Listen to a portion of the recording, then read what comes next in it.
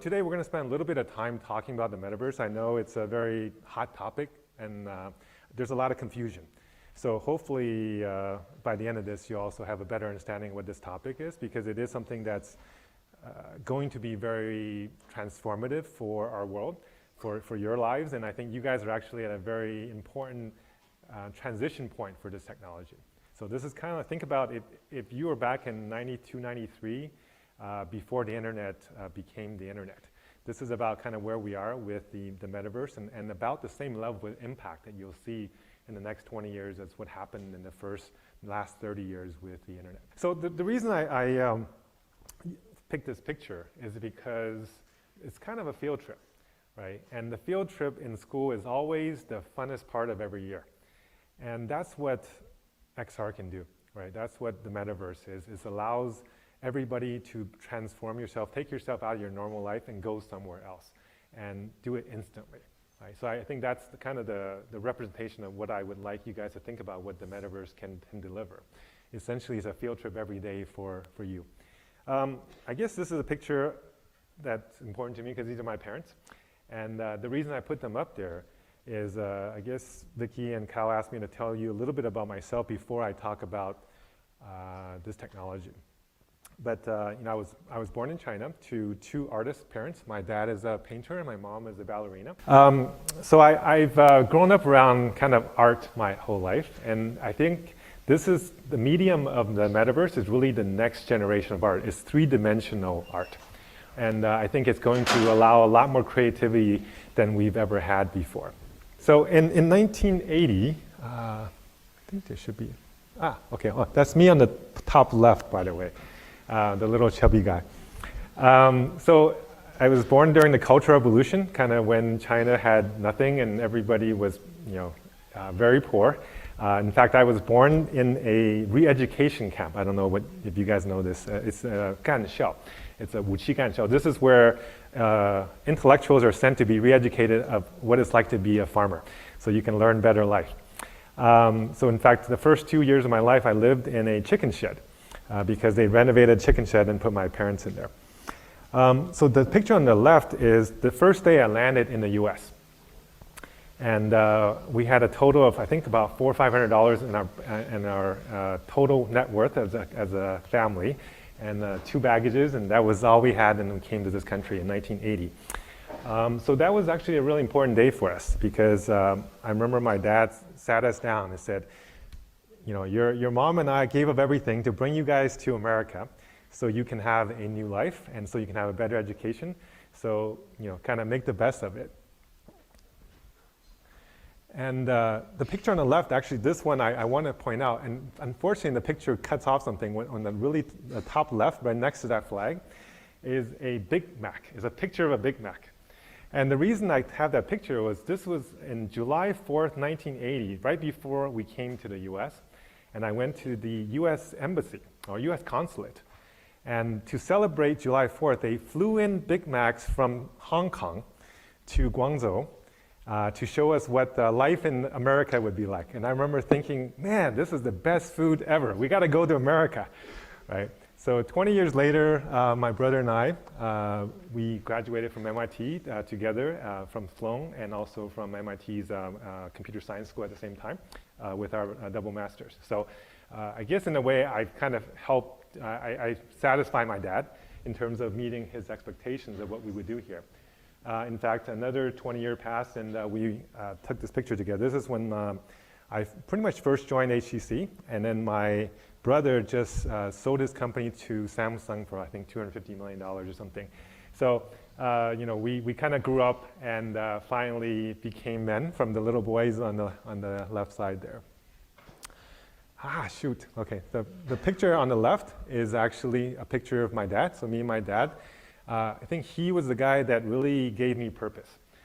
So one of the things he also said, in addition to we brought you to America and make the best of it, he also said, your mom and I are artists. We have no money. So if you want to go to college, you better get a scholarship. You better work hard. Whatever you need, you got to make your own, work and make your own money to buy them. So the second guy is actually Tom Furness. He's the godfather of VR. He's been doing VR for 60-something years. So he was the guy that introduced me to VR, and I remember the first time I put on the technology, I was like, wow, blown away, because even though the visualization was super bad, I mean, it's something 300 by 300 pixels. You just see pixels of little guys walking around a street, and you get to move around with your fingers. By going like this, you're moving different ways. But I could see the future. I remember thinking, and in fact, I wrote this in my paper with him, which was about education. I said, in 10 years, everybody will be using VR technology to educate, because it's something that brings you into a special world, a place that you're not at. And it's so much better in terms of clarifying information that is hard to understand. Now, I was very lucky in 2016 to meet this other lady, Wang. So she's actually an alumni from Berkeley, and also one of the former board members for Berkeley. But she's the founder and chairman for HTC, and she, shared with me her vision for how she wants to take XR VR technology and essentially make a better world. And that was what convinced me to join her company, and really spent the last 7 years helping to realize some of that. So this was the first computer I had in 1981. I remember I bought this computer with my brother with our paper route money. So because my family had no money, so the first thing we did was we got a paper route job, and woke up every morning at around, I think it was like 6 in the morning, to go get our little bags to make about $30 a month. But we saved up enough in about a year to buy that computer and started to learn how to program. Yeah, unfortunately, this doesn't show it, but the left side is actually the first VR device that I worked with when I was at the University of Washington's HIT lab, the Human Interface Technology Lab. And this device cost about, I don't know, together with the workstation, probably $200,000 or $300,000. Now we actually have, here, I'll show you. We've got some show and tell. Just one little thing. So this was something that we had just released a few, maybe late last year, just months ago, but something that, I think this is about 100 times the resolution of what's on there. It's 1/12 the weight, and it's 400 times cheaper, right? So it's technology has definitely progressed quite a bit in not that long a time. So I was fortunate that in 2018, I invited Dr. Furness to Shenzhen and to speak to us at the Vive Ecosystem Conference. So, he's actually been a mentor to me for a very long time. And in fact, I'm also on his Virtual World Society, on the board of his Virtual World Society. So this is a map. It's hard to see, I know, a lot of data. But what it really shows is that pretty much for the last 25 years, HTC has been a real innovator in both the mobile and also the immersive media space. It doesn't show on the left, but actually the first smartphone was made by HTC. The first Android phone was made by HTC. First dual camera phone was made by HTC. First 3G phone, 4G phone, 5G devices were all made by HTC. In addition to the first 6-DoF VR device, the first standalone VR device, the first thin and light VR device, the first eye tracking VR device, all made by HTC. So actually, even though a lot of people know us as a phone company, we've actually been also the key innovator and driver in this space for the last 7-8 years. In fact, that device that we just launched, that I just showed you guys, we launched almost a year ago. But some of the other competitors in the market just started launching thin and light pancake devices last month, and some of them haven't delivered to market yet. So in fact, this was the picture on the left was Yao Ming and me. He was the first guy in the world to have a 6-DoF Vive device, which I delivered to his house in April of 2016. The first consumer. And I remember him opening that door, and his head was pretty much at the ceiling of that door. I was like, wow, this guy is huge. Are you standing on something almost as tall? I think it was probably the position of the cameras. But he's huge. He's, I think, 7'6" or something. So the guy on the right is Kobe Bryant. I when we launched our first wireless PC VR, I was able to have him come to our launch and use the device. So, the basketball industry or NBA has been very supportive of our efforts. This was me when we launched the first standalone VR device. I was at the Shanghai Fashion Week, walking at the GQ show, wearing this device, walking down the runway. I was actually very worried because we just launched this device. We just opened up the pass-through AR, and I was super worried I would trip and fall off of the stage. So, shoot, you can't see him. Fernando Alonso, I don't know who's the F1 fan. Anybody know who he is? In the real slide, you'll actually see a picture of him holding our joint device, a McLaren F1 Edition by Pro that we did with McLaren. So the F1, pretty much every major device, we've been having some nice celebrities help us endorse them. And just last year, that product I just showed you, I was able to get on stage and launch it. In fact, we didn't just launch it on stage, we launched it in VR with avatars that look like us, and we shared it with a bunch of people that was also in there. In fact, if you look at what some of the other major players in the industry, they still have not done a single real event inside VR with real live avatars. So this is my dad. He just passed away this year. In fact, I'm going to have his service next week. But I think, one thing that he's been encouraging me in my entire time, every time because I've been spending my last about 15, 20 years in China, and I come back on every few months. And every time I see him, he would say, I've been watching you. I saw here's a clipping of your article, of your interview, of your TV, whatever. So one thing that really drives me is to make him proud. So I feel like I've done a little bit to satisfy him, making the sacrifices to bring us to this country. Now, to the real subject of today, which is technology and how it's going to change your lives. I think you guys are the most lucky generation ever, because every single technology that's on that list, although it's a little bit cut off, it's robotics and biotech and I think clean energy on the left, but the rest you can read. All of that stuff is maturing at the same time.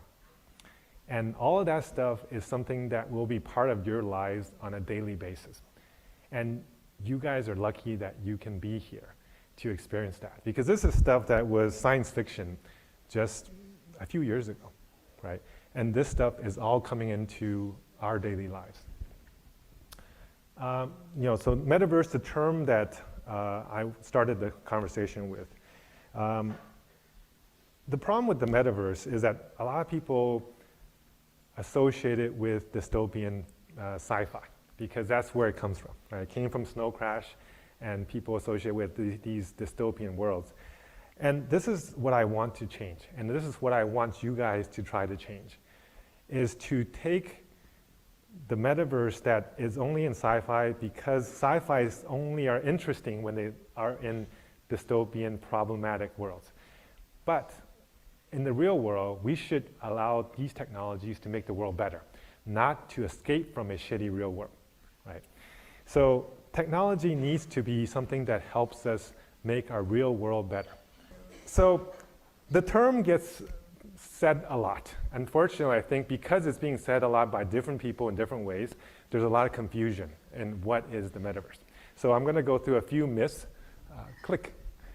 So people say, hey, the metaverse, it's just another name for VR, for XR, right?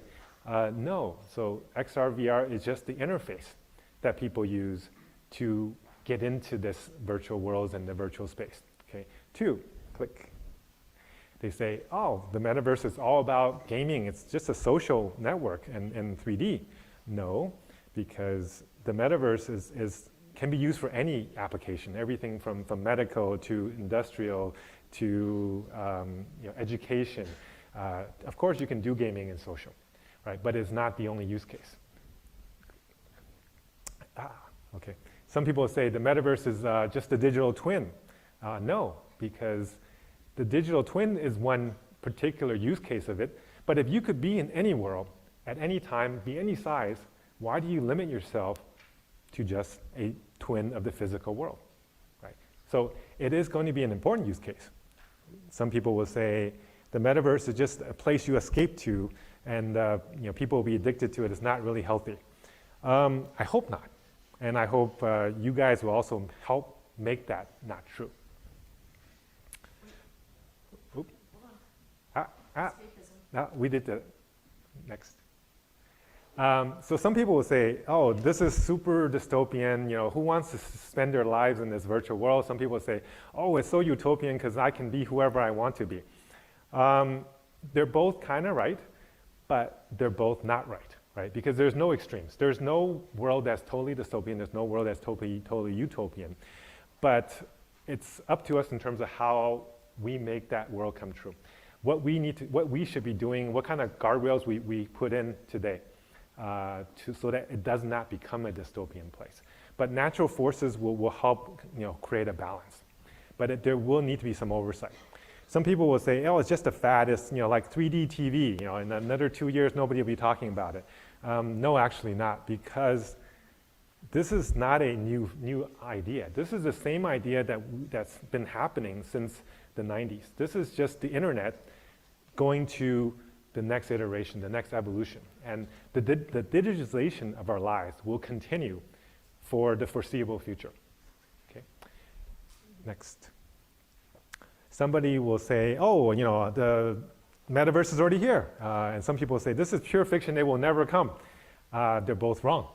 The metaverse is not here. There are a lot of virtual worlds. There are a lot of multi-user games, but they're not metaverses. Okay. The people who think that it will never come probably don't understand the technology.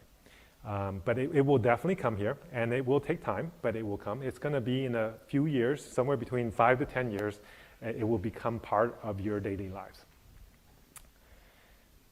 Some companies will say, I'm making the metaverse, or making a metaverse. First of all, there's only one metaverse, just like there's only one internet. But no company will own it, no company will control it, no company or no person will make it. Okay? It is something that will require the cooperation of everybody in this planet to make that happen. Next. Some people will say, oh, just buy virtual land or NFT and then you're in the metaverse. No, they're kind of different things. There are some people who I think are over-associating these virtual objects with the metaverse. It may be one of the things, virtual economy will be an important part of the metaverse, but it is not critical and is not the only thing that's in there. Next. And some people will say, oh, it's all about Web3, it's all about decentralized. If it's not decentralized, it's not the metaverse. No, actually that's not true. There could be centralized versions of the metaverse. I think certain regions, certain countries will actually have more centralized versions than decentralized. And Web3 and the metaverse are actually not necessarily, a lot of them conflate the two, but they're not the same thing. In fact, yeah. So all of these things have a little bit of truth in them, but they're not the complete truth. So if you hear people talk about these things, hopefully now you have a little bit of rebuttal for them.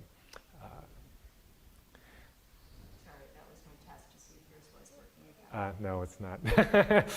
So what is the metaverse, or according to this, the Tarverse?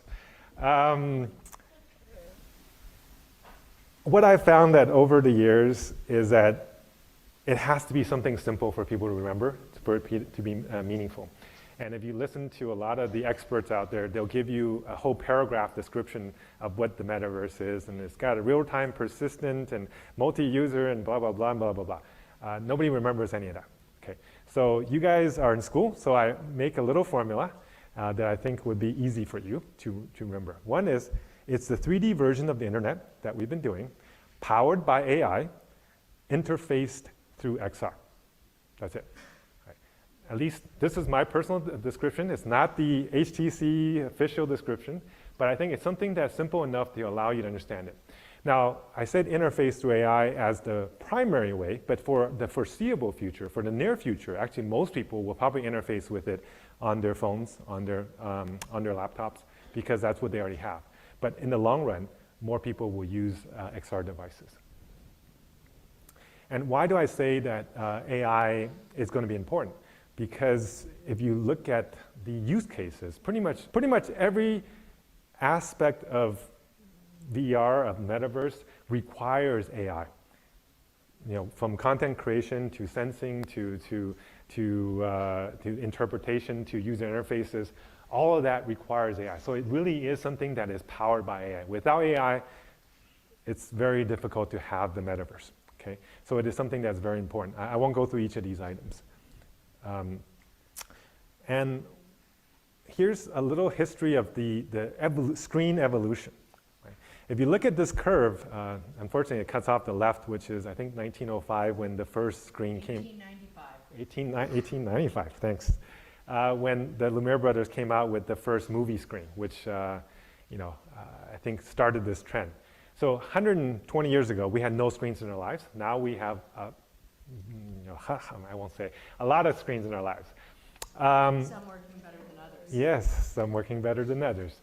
But if you look at that trend, you'll think we're going to have 20, 30 screens in our lives soon. But no, actually what's going to happen is that the screen that's on your face, the one that will be always on, always there, will be replacing more and more of the screens that you already have in your lives. Right? That's the future. So we're going to, in another 20, 30 years, we're going to have no more screens again. In fact, the screen that's on your head will probably go away and we'll have a chip in the back of our head or something, connected to some 6G, 7G, 8G technology. So there's a little chip there's the Neuralink chip that came down. In fact, if you look at, one of the things is the contact lenses. The contact lenses are already available. I've seen it, I've tried it. They're real size of a contact lens, but not very high resolution yet. Maybe a few hundred by few hundred pixels. Kind of like what that device I tried in 1991, about that type of quality on a contact lens. But it's going to take a long time for it to get into commercialization. So next. So for the near term, people will use these devices. They'll go into these 3D worlds, and some people will be in there in VR, and they will have the full immersive experience. But a lot of people will actually have a 2D version of the metaverse, right? But it's still, they will be having a shared experience. That's the important thing. Here's a little video of what we kind of see would be the normal life of somebody at that period. Yep. So you put on a headset, and essentially it turns whatever room you're in. Can we turn the sound down a little bit? Okay. And they'll turn whatever room into a virtual room that fits into you, because they can scan your space and know what it should be. If you want to work, you just go into a quiet place and do your work. If you need to go to a meeting, you might get an invitation. Instead of going to a Zoom meeting, you'll go into a 3D space to meet with your colleagues, your friends, and have discussions, have presentations, and have that one-on-one conversation you do in the physical world without leaving your room. You can have your social occasions. You get an invitation to some party. You can actually go virtually to this wine party and enjoy it with your friends and maybe your colleagues. I don't think you can actually taste anything yet. At some point you might be, when you have that brain implant, and we can virtually give you the taste of whatever they're drinking. But to be able to make purchases is definitely something that will happen. Right? You can go in there and have your entertainment there as well. So you can go into concerts, go to virtual movies, gaming. So it's definitely going to be something that will be part of every aspect of your daily life. And you're going to depend on it more than you depend on your phone today. We can move on. This thing goes on a little bit longer. So since we're in school, I will give you a little economic lesson. Economic models have developed over the last thousands of years with people. Unfortunately, you won't be able to... Do you want me to say what's on? It's productivity and scale on the other axis? Yep. So the left scale is it's productivity, and the bottom scale is time. And unfortunately, you can't see it, but I think it's hunter and gatherer. Yeah, hunter and gatherer first, and then pastoral, and then agricultural and commercial. Maybe just keep pushing. And at each of these stages, the productivity level of the average person goes up and up, higher and higher, because we have additional resources. And over the last tens of years or decades, we've gone into a more digital world where our productivity has gone up orders of magnitude. Yeah. So at each of these times, we're going Oh, so don't keep going. Yeah. Okay. Each of these times, you actually something that the resource that is the most important changes. In the hunter and gathering, it's actually amount of time we have that limits us. In the pastoral, it's about how much livestock, how many horses and camels we have, and then it's about how much land we have that makes us more valuable, more productive. And then it's about the ability to transport the goods once we start commercializing. And then it's about what machines we have. This is when the concept of, the capitalism starts, because you have money to buy machines, and machines then allows your labor to be more productive.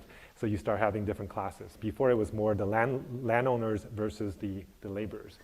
And now we're getting to how much automation you have, how much software, how much data.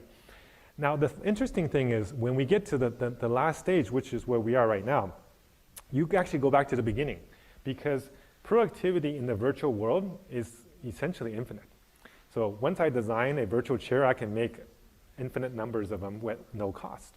So what becomes important again is time. Okay, click. Are you ready? Yep. And at every single stage, different countries who took advantage of these innovations in terms of technology and innovations in terms of business models became the leaders of their space. And right now it's unclear who's going to do it, so we are at a very important turning point for this society. Next. So not only is technology changing, not only is economic model changing, but people have been changing. So let's click. Yeah, so unfortunately you missed the left, but essentially, go ahead and keep clicking. For the first multiple hundreds of thousands of years, really nothing changed too much for us until about 50,000 years ago, when we started to become more than modern humans, to start using tools, to start having art.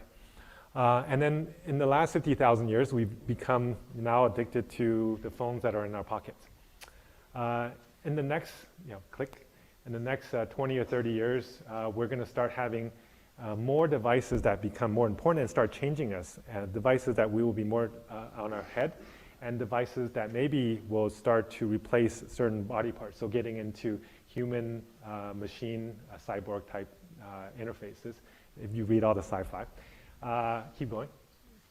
And having interfaces that at some point, we're going to, according to a lot of futurists, we will start to go towards a symbiosis with machines. And then at some point, we will probably just upload our consciousness.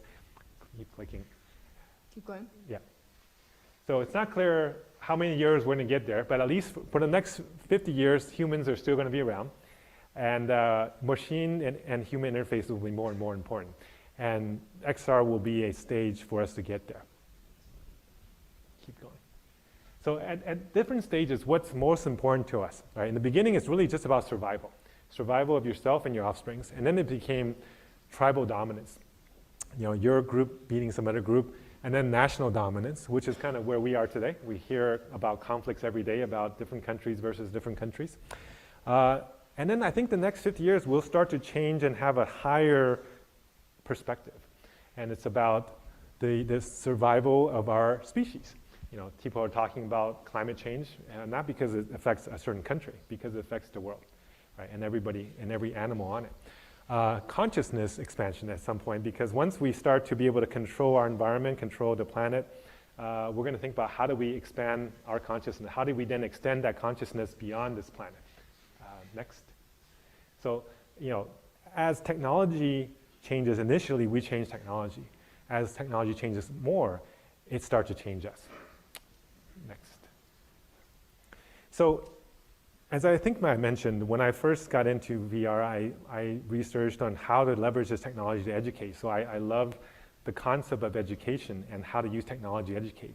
And that little video kind of just shows the potential of what a normal person's education experience is going to be. You're going to have a AI agent who will give you that one-to-one communication that teaches you whatever you need instantly in a very digestible way. Right. Next.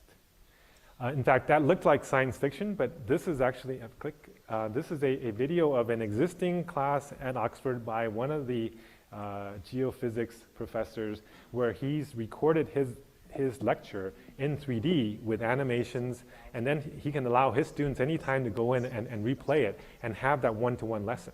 So what might look like science fiction is actually available in today's technology. Click. So we did some studies actually, not that long ago. This was in 2016. We worked with a bunch of students, and we had two groups. We had the VR group and a non-VR group, and then we broke them down into pre-selected verticals of essentially whiz kids, average students, and kind of to be improved students. And what was very interesting was that the VR group of this class, the worst group, the needs improvement group, beat the whiz kids group in the final results, just by having a spatial way of understanding. This was a astrophysics class, so it was a little bit complicated and probably could benefit more than maybe some other courses, but that's really powerful, because what that means is that every single child could be a genius, at least based on the lower standard, because the lower standard would call the right side a genius, right? If you had the right tools, because different people learn differently. And this is a multi-mode, multi-sense model for you to learn. Click. And we did another study a couple years after that and said, why was that? Why did these kids learn better in VR? And what we found was that when they were in VR, they were fully concentrated. They weren't thinking about what they were doing next. They weren't looking out the window at the birds. They were 6 times more focused than the traditional class. And we saw it with their brainwaves. In fact, the 2-week later post-test scores beat the immediate scores of the VR, of the traditional class. Next. Sorry, the charts are all cut off, so you guys don't get the whole, if you need this stuff, I can share it with Vicky after. So, and language learning is also important because we need to communicate. And what we found was that for language learning, kids were able to get to a proficiency level 2.5 times faster. And what's more important than getting there 2.5 times faster, is that they're 10 times more willing to use it. Right? Chinese students are really good in English, in the sense that if you gave them a written test, they probably will beat a lot of Westerners, Americans, in their English test. But if you ask them to use it, they have a really tough time. But if they spent their time learning in a VR space where they're talking to a virtual avatar or a virtual tutor, then they're 10 times more willing to use it in the real world, and that's really important. Next.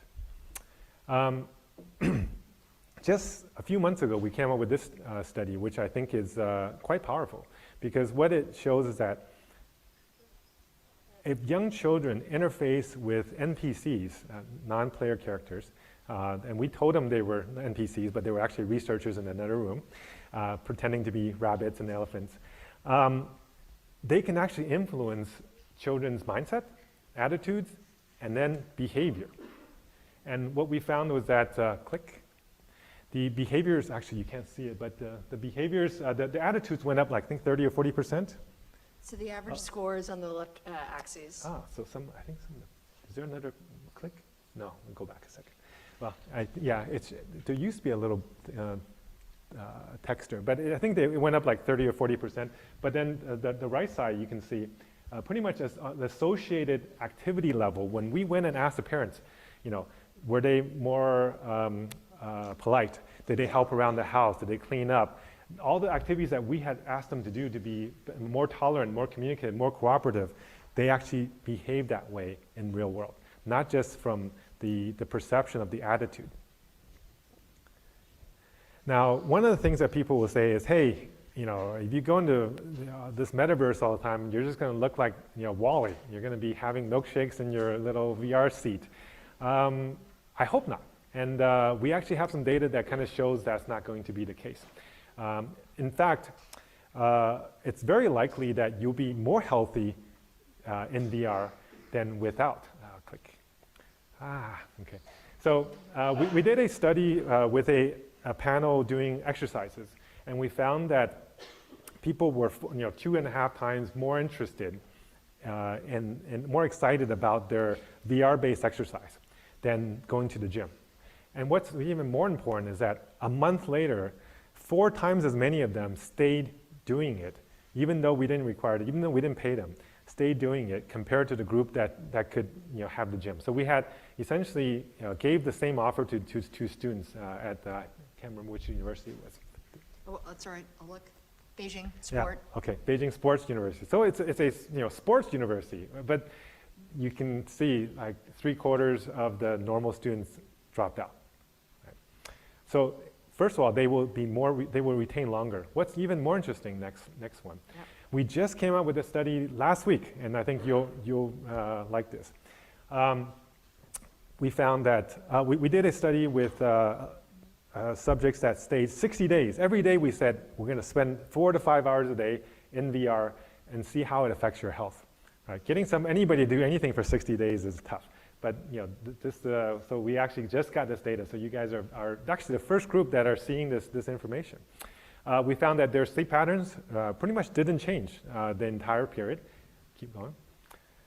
We found their eyesight didn't change either, didn't get worse. A lot of people are saying, oh, you have the screen on your head next to you by 1 inch, you're going to get bad eyesight. No, actually their eyesight were the same. What's, to me, the most interesting was that we also had them wear health bracelets, and we monitored them before the exercise and during the exercise, and we found there was about a 10 or 15% increase in heart rate, which is about the same as a walk. So essentially, every day they were walking 4 to 5 hours of movement, which is actually a very healthy thing that most people don't do. If you look at the average office worker, they have something like 500 steps a day, well below the recommended amount. So you actually probably would be more healthy spending time in VR. And I think the other thing is, I know you guys probably like gaming. Who games? Oh, come on. That's all, really? All right, Really? don't be shy. So a lot of people think that VR is all about gaming, and I think it's going to be an important use case. And why do people game, right? A lot of times when we talk to people, they say, I game because it allows me to fulfill a satisfaction, gives me a satisfaction that I don't get in the real world. Because you get to be the hero. You get to live your fantasy. You get to be maybe more important in the virtual game than you are in the real world. I hope that you guys will actually be just as important in the real world. So don't rely on gaming to provide your satisfaction. But I think the one important thing that, the one important thing that I think we should all try to do is to be the hero, is to do something different that will make the world better. Okay, so I know a lot of people's goals these days, if you ask them, they're like, oh, first I think the #1 goal was to be a YouTuber or something influencer. I think that was the US survey says. But a lot of people want to be billionaires. I guess the good news is, everybody actually is already a billionaire. But we just measure it differently. Everybody's lives, on the average, on 80 years, you'll have about 2 billion seconds in your life. And everybody's equal. You all have about the same.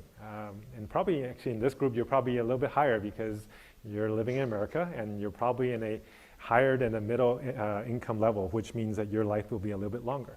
So you guys are the fortunate ones. So you guys are all billionaires. The key is, what are you going to do to spend that 2 billion seconds? Because everybody has that, right? Remember we talked about the resource at different periods in time, economic time. In the beginning of history, people just had their time was their main resource. In the near future, that again will be your main resource, because money won't really matter to you that much when you're spending a lot of your time, most of your time, in virtual worlds. Next. So I wrote up a few things that I think would be useful advice for students. Okay, okay. I think it says find your purpose, set your career path. I think purpose is key. And as I mentioned, when I first came to America, my dad said, you need to find your purpose. You need to do something that leaves the world better than when you got here. You need to find whatever you're really good at and leave the biggest mark that you can on society. Right? And that's actually been what's driven me the last 40-something years. Right? Get to know XR technology. Get experiences in 3D because you're going to be spending more and more time in it. Right? You can even just play a game. You can go some of these virtual worlds. You can go get your friends' VR devices and borrow and try it because you need to get too familiar with it. This is thinking, if you didn't know how to use a phone, 15 years ago, if you didn't know how to use a computer 30 years ago, this is the same thing now. Okay, next. Learn some programming. I know not everybody's in the tech sector, not everybody's an engineer, but learning to program is important because you learn to think like a machine, and we're going to need to know more about it. And learn AI, because AI will be probably one of the most influential technologies that will be part of your lives, and you need to understand how it's made and how you can play a role in it. And also learn how to do 3D content development, because more and more of your world will be 3D, and there will be a real deficit of talent. This is kind of like in 1993, kids were coming out of high school who knew how to do HTML programming and getting $100,000, $200,000 salaries back in the 90s just to make some websites. Okay, so if you know how to do 3D programming, you will be in high demand, I can tell you that.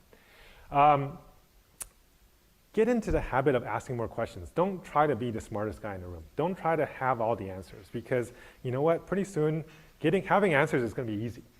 But knowing what questions to ask is going to be hard. Right? And because everybody will have the answers. So what's going to separate you? Stay humble. Don't think you guys are at one of the best schools in the world. That doesn't, don't think that makes you smarter than everybody else. Keep learning. Keep curious. Keep asking things. Okay? Spend more time reading books, because that time is something that is invested in yourself, and you will be glad you did it. And don't just read novels. Don't just read the textbooks that you're forced to read, or the subjects that you're majoring in. Read across the board. Read psychology, read history, read biographies, read philosophy, and read novels, sci-fi.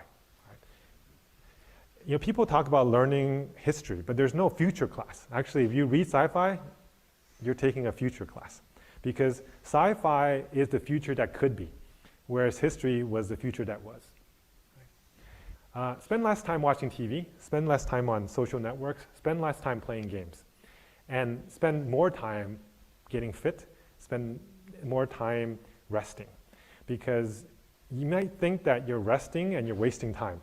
But honestly, your brain doesn't work unless you get 7 to 8 hours a day of rest and 2 or plus hours of deep sleep. Okay? Sleep, give yourself enough time for that, because it will make the rest of your learning, the rest of your decisions a lot more productive. And the older I got, the more I realized actually sleep is important, because I used to not sleep and I was proud of not sleeping. But I can tell you it's to your detriment. Spend more time with your family, because they're the most important people in your lives, and you have a limited time with them. And find people that you admire, find people that you respect, and spend your time with them, because you will become more like them. If you spend time with people that you don't respect, then you will become more like them. Okay. Next. So, as educators, as parents that you will be, you should also pass these kind of suggestions to your children. Click. So it should say inspire purpose. Yeah, no, it's fine. Next.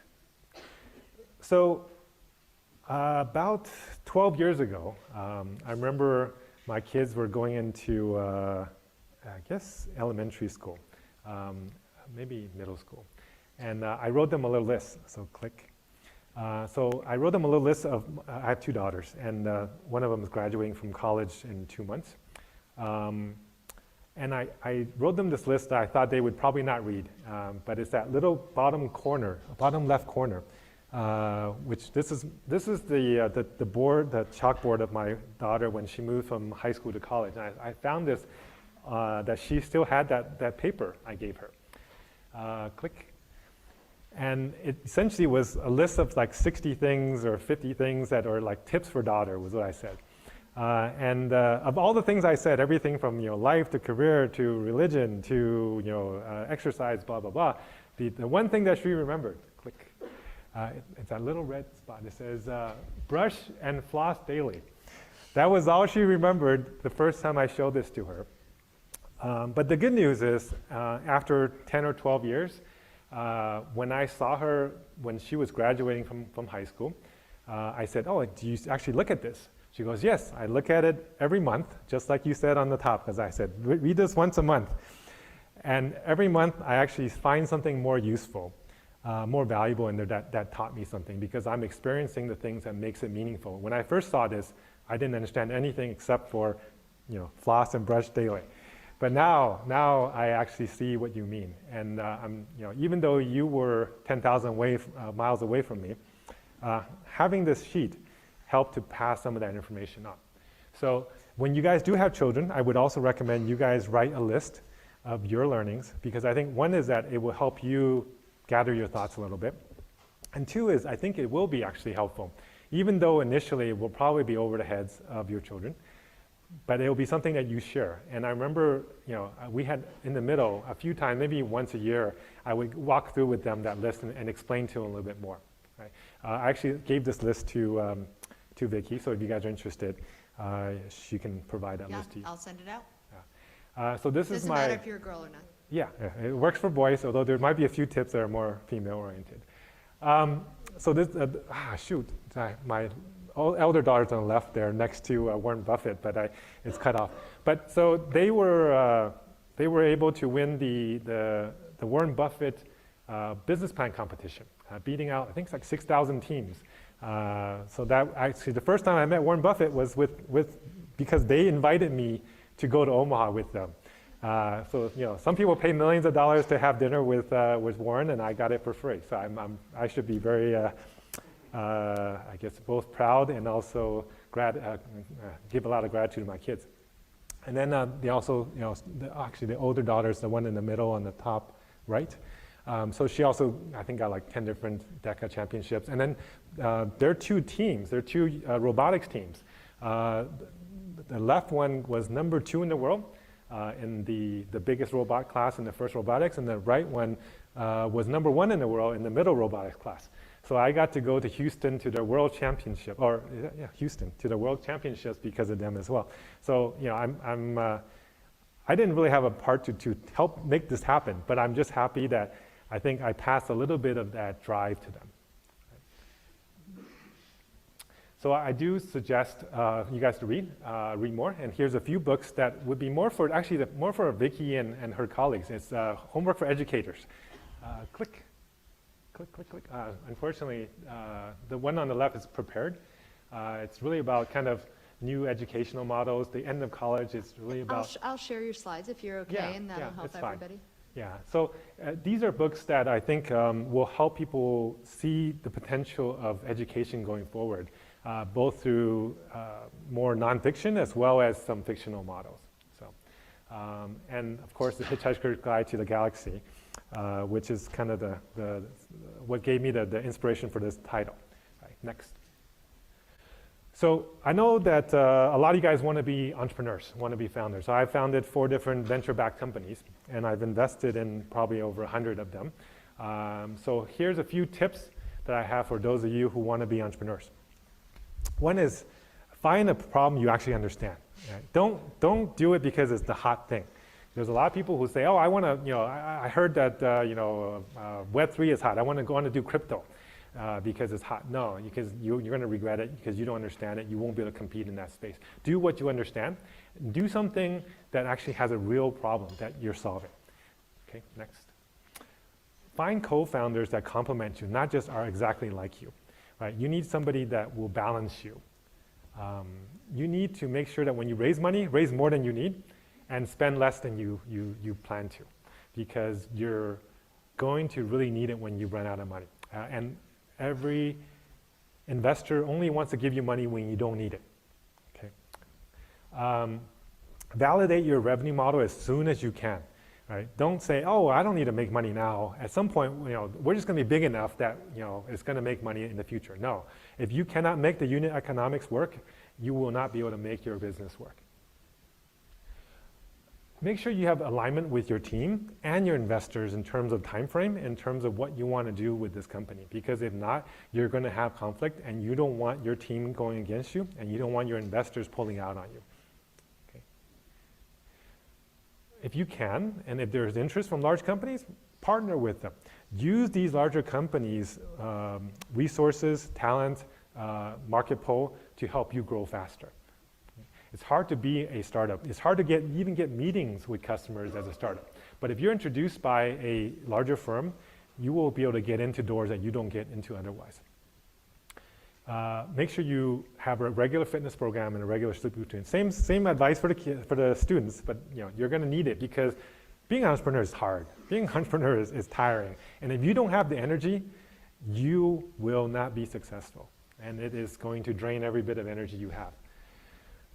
And read science fiction, read nonfiction. And being able to be a storyteller is so, so important in every aspect of being an entrepreneur, because you have to sell all the time, right? You're selling to hire, you're selling to get investors, you're selling to customers, you're selling to press. You need to get an idea out that nobody's doing, and to convince people that that idea is right.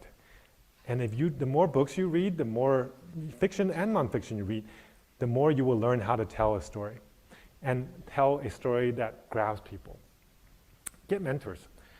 Mentors are, in fact, Kyle and I were just talking about this in the beginning, before the session. Mentors are so important because they've been through it. And they are a few people that will be on your side. On your side, not because you're paying them, because they want to help you, because they want to see you succeed. You're going to be in times when you need somebody who will give you an honest opinion, not just somebody that's blowing smoke up your ass because you just raised a bunch of money, or not somebody that's trying to pull you down because they don't want you to be successful, more successful than they are. Right? You want somebody that's unbiased, and you want people who are in the same shoes or have been there. Right? And I can say I've joined groups where there's CEO groups where everybody's a CEO, and you hear each other's problems. And they will give you an honest opinion because they're not competing with you. But a lot of them have gone through the problems you have. Or find investors, or find people that have seen multiple companies. They will give you useful information and honest information. So think big, and look far, and do good. Don't just make money. If you're doing it just to make money, you're not going to be successful, because it is so hard that if you don't want to do good, you don't care about it, you're not going to stick with it. Okay, next. So here's a few opportunities for the metaverse that you might think about doing. One is, I think, next level XR devices. Unfortunately, I think it's mostly larger companies that will do this, but there might be some devices that are totally breakthrough that you guys will come up with that nobody else is doing. Okay. Tools and apps. Tools are always going to be the first places where you make money in a new gold rush. Right? People who made the shovels and the picks and the jeans were the guys that made money. That will be true in this case as well as anywhere else. Make the goods and services that will create and they need in this new technology, in this new economy. Okay? That's really key. Create the accessories that will go to all of those hardware, all of those devices that will make this experience more real, more meaningful, more usable, right? Better interfaces, etc. There's going to be a need for new currency models, new business models. Just like the internet created a bunch of new business models, the 3D internet is going to create a bunch more new business models. And some of the ones that are successful now will not work in this new model. So you will have a chance. Even there are big companies that are doing it. The small companies always have a chance when there is a change in the environment. Okay? Because big companies, just hard for them to move. This is going to disrupt every major industry that exists today. So if you can think about, if you know a certain space, a certain industry, think about how having a 3D internet will change the way that they work, will change the way they do business. How you educate is going to change. I said that in the beginning, and I really believe that's a space where there's an opportunity, because the more educated a society is, the more educated a country is, the more successful, the more productive they will be. Okay? and people will be able to make money from that. Globalization and higher productivity are going to be, core essence of this, because it will create a borderless world. By having a headset on, you can be anywhere in the world and work for anybody in the world and work with any customers in the world. So, and you don't have to look like, they do. You don't even have to speak their language, because there will probably be an AI that does real-time translation for you. So it makes the global market a lot more global than it is today, and you will not be judged based on whether you're a male or female, or by your age or your height, or how well you dress. So I remember in the beginning I said Shared gave me a mission, right? So this is the HTC Vive mission: unleash human imagination from the limitations of reality. And our reality is a reality of scarcity. We're going to be going into a world of abundance. We're going to be in a world of infinite possibilities. So by having this new metaverse come to life, we will take all the limitations that are keeping people from progressing, from developing. I was very lucky that I was able to go from China to here, and that changed my life. I think it was Charlie Munger, so Buffett's partner, that said, actually it might have been Buffett, that said, anybody in the US won the genetic lottery because you were born here, and that's going to make more difference in your ability to make an income, to be successful, than any other aspect in terms of attributes that will change anybody on this world's possibility to survive, to be successful. So by having this borderless world be available to anybody who can afford a $200-300 device, we've essentially created an even playing field for everybody. We've gotten rid of this genetic lottery, right? So it means more competition for you guys, but it also means more chances that we're going to find the next Einstein or the next 100 Einsteins that would never have had a chance to get an education, that would not have had a chance to create their products and to sell it to the world. Okay, so help make this a reality, because I think it's going to make the world better. Next. So I think that's it. I'm done. So Q&As. Thank you. Thank you. So I think we're going to do this a little bit different. I have a huge favor to ask of you. Would you be able to stay until 6:45? Because I think what I'm going to ask Kyle to do is to ask you some pointed questions for the next 15 minutes. I'll post our keyword slide. And then for the individuals who have extra questions, two things. You can stay after and ask Alvin directly. And because I know sleep is important, but you don't need that much. If you all have some questions for Alvin, you're welcome to send them to me, and I'll forward them to you, and you can Sure. Answer them. So with that, thank you. This was incredible. Kyle, ask a couple of questions. Show us your dynamic. Sure. Why don't we just give Alvin another round of applause? Thank you. Wonderful lecture.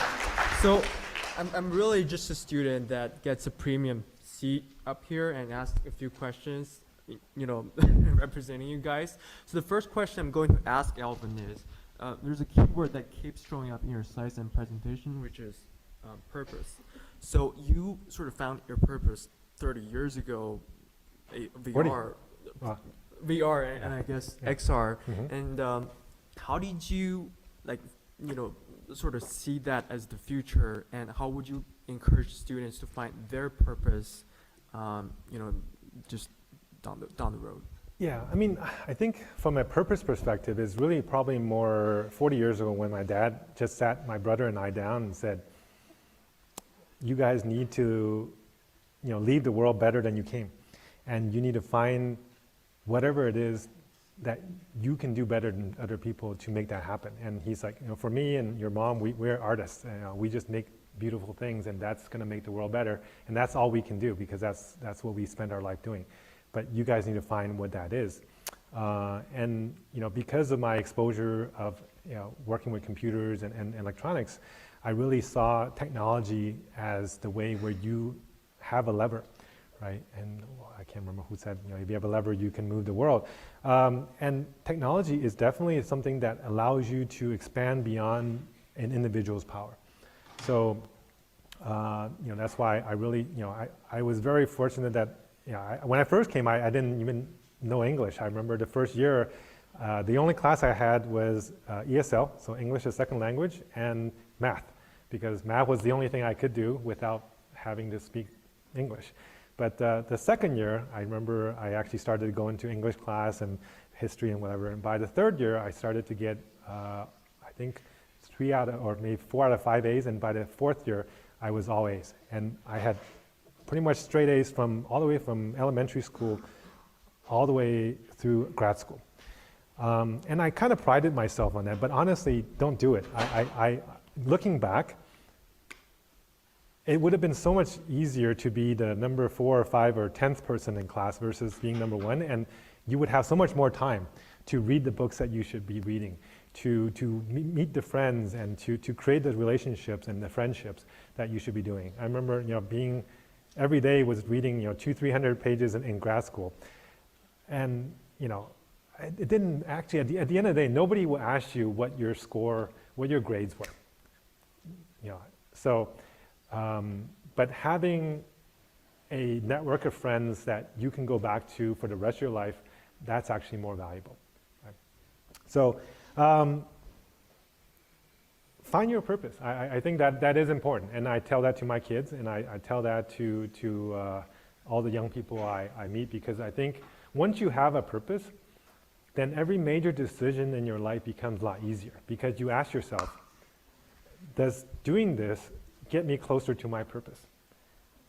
And if it doesn't, then I probably don't need to do it. So, Thanks so much. So I think that gives folks some inspiration to think about your purpose, your purpose of your life. And I think a lot of the folks in the audience are sort of at a crossroad where they're thinking whether to go to a startup or a corporate or go to grad school after school. So Alvin actually started Intel business in China, and he's done a few startups while going to grad school at MIT. So why don't you just tell us about how to choose between startups, corporates, and grad school? yeah, so I think in terms of once you graduate from college, my recommendation is actually spend a couple years in a well-run company. Having been on both sides and having hired people that have worked and haven't worked in large and small companies, and having invested in a lot of founders, first-time founders, most founders of startups don't know what they're doing. So if you go into that environment and you're not trained, you don't have any basis for your decision making, you will probably learn the wrong habits, and you probably won't be in an environment where you can be very productive. But if you've gone to a company, and I think actually Intel was really a useful learning ground for me, because at the time it was the most valuable company in the world. And I actually also spent time in IBM before that. But to have a company with a strong culture where they focus on data-driven and process-driven management models, it's actually how I continue to manage both my business inside HTC as well as the startups I had in between. And it has formed the way in terms of how I think about business and how I think about getting a large number of people to do something you want. Right? If you're in a startup, what usually happens is people are firefighting, always firefighting, and you don't know how to scale. And being able to scale is what creates a successful business. So going to a company that has already scaled, you may also learn some bad habits in terms of politics and bureaucracy. So you need to know the difference.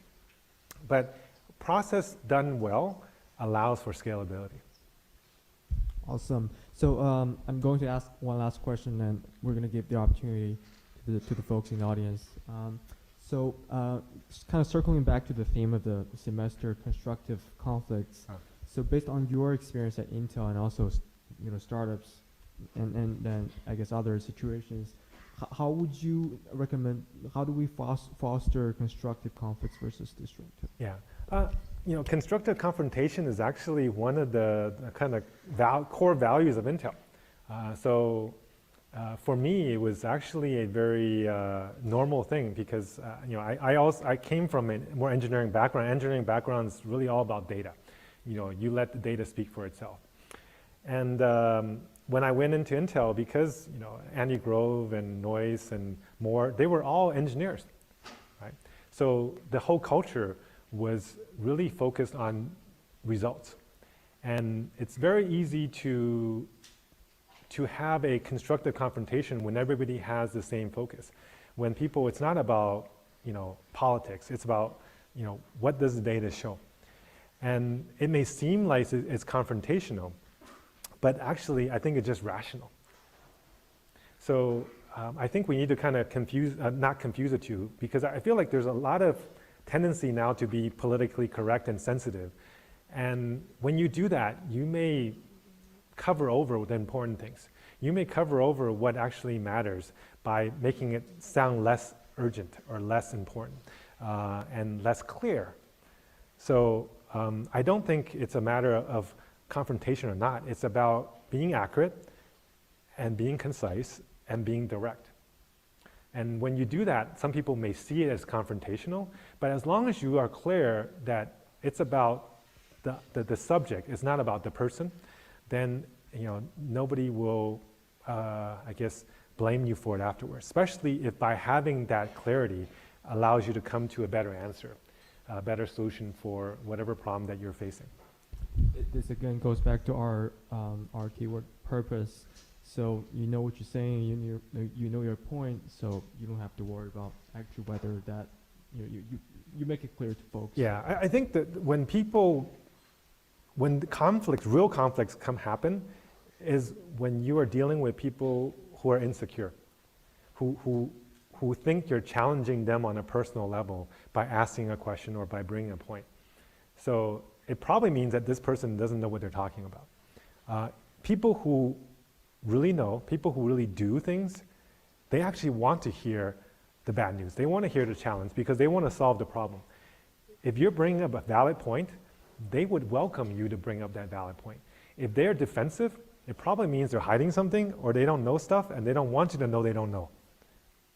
Yeah, absolutely. So Vicky, why don't we just hand the microphone to the... Actually, just because of time, I'm wondering if you could just answer one more question and we can know. I actually don't know how you all met, and it might be interesting for us to just hear how you all met and came to this point today. Yeah, so I can briefly talk about, if you saw the timeline of our experiences, we actually kind of crossed our path at SOSV. Alvin started one of the accelerators on their SOSV called MOX, Mobile Only Accelerator. Now they're called Orbit Startups. I don't know why they changed their name, at Taiwan. So we were investing in B2C and B2B startups in emerging markets, India, China, Southeast Asia, which is really interesting. William Bell, being the general partner of the accelerators, actually gave a lecture here 1 year ago as well. So please feel free to refer to the video on YouTube. Alvin's been a leader in tech, not only in China but also U.S. and certainly has a lot of experiences, a lot of insights to share. And I just invited Alvin to the lecture. How did you feel comfortable inviting Alvin? How did that go? Alvin is actually based out of Shanghai, so he actually flew in yesterday. So I mean, just like how he came here 40 years ago. So we definitely should give credit. This is rare, and you don't really have a Shanghai speaker to speak at Newton lectures often. So this is great. We don't often have New York speakers coming to speak either, Oh, yeah. Kyle. So I Kyle just landed yesterday too, so just for you guys. Yeah. So I just want to thank both of you. I want to, I'll go ahead and post our password, but I invite you all to come on up and ask either, of course, Alvin or even Kyle any questions. And I just want to give you all a huge round of applause. Thank you.